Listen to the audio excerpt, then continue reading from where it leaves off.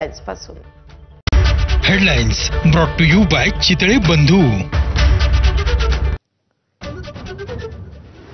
महिला वनडे विश्वचषकात भारतीय संघाने इतिहास घडवला।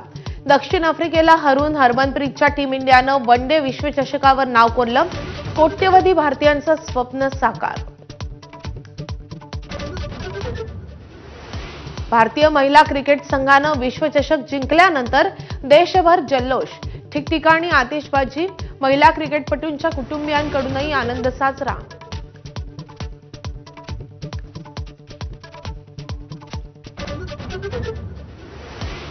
महिला क्रिकेट टीमसाठी बीसीसीआयची मोठी घोषणा। विजेत्या भारतीय संघाला 51 कोटींचं बक्षीस जाहीर। आयसीसी कडूनही 40 कोटींचं इनाम।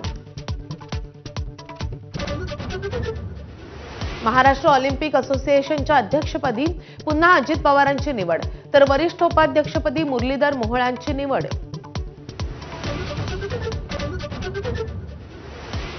मतचोरी आणि सत्याच्या मोर्चाला उत्तर देण्यासाठी आशिष शेलारांची आज पत्रकार परिषद, तर मतचोरीवरून उद्धव ठाकरेंची पत्रकार परिषद। काय खुलासा करणार याची उत्सुकता।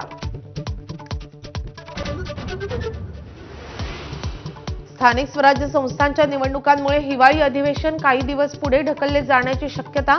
अनौपचारिक गप्पांमध्ये बावनकुळेंचे संकेत।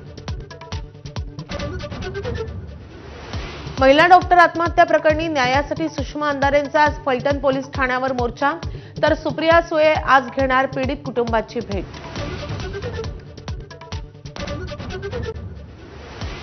जैन मुनी निलेश चंद्र यांचा आजपासून आझाद मैदानात उपोषण। जुने कबूतरखाने सुरू करण्याची मागणी। दादरच्या कबूतरखान्याची ताडपत्री काढण्याचा निर्धार।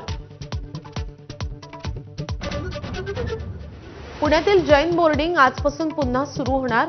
संस्थेच्या जमीन विक्रीचा करार रद्द झाल्यानं जैन बोर्डिंग पुन्हा सुरू होण्याचा मार्ग मोकळा।